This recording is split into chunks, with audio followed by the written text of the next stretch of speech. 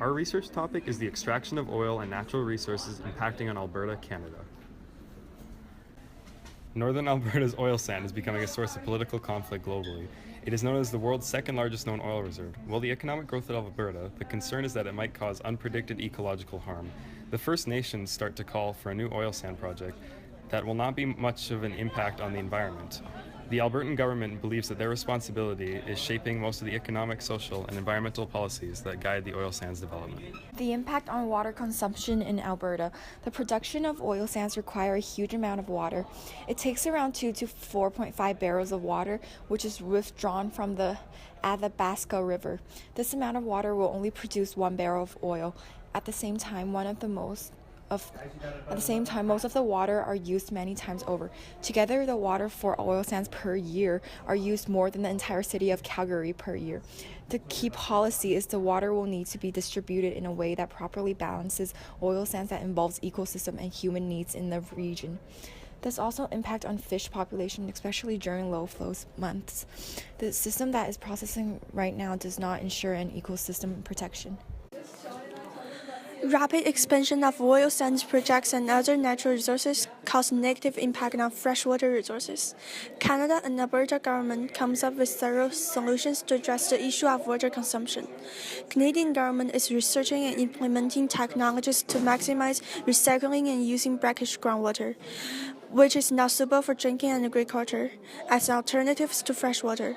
The Sunker McKay River Project has implemented changes to its water processing facilities to further reduce the amount of wastewater generated, and is demonstrating a fully functional zero liquid discharge system in the oil sands industry. Since Alberta government oversees the industry's use of water, all water users must apply to divert fresh water from its original source. The amount of water allocated is based on sustaining Alberta's groundwater and surface water. The Alberta government is increasingly being criticized for its approach to climate change. Apparently, Alberta is responsible for 1/3 of Canada's greenhouse gas emissions. Climate changes are known to have substantial impacts on all aspects of the environment. The impact is making the temperature warmer than average, which is known as global warming. Canada has about 0.5% of the population in the world. It has a contribution of 2% to greenhouse gas emissions. The low population has high energy demands imposed to the climate from the oil sand production, mostly from Alberta. Our strategy for managing greenhouse gas emission, which is renewable energy. Examples of renewable energy resources are hydro dams, geothermal means, and increasingly wind farms and solar power. These methods of producing electricity are efficient and do not create carbon dioxide as a byproduct. Another strategy is natural gas conservation.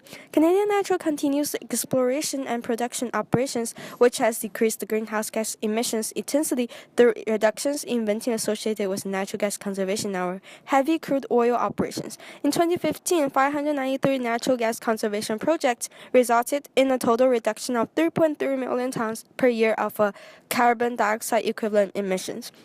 The government of Alberta also requires facilities that emit more than 100,000 tons of greenhouse gas emissions per year to reduce their emissions intensity by 12%. Companies that are unable to comply with the target through direct emissions reductions can use recognized offset or pay a $15 per ton fee into a clean energy technology fund.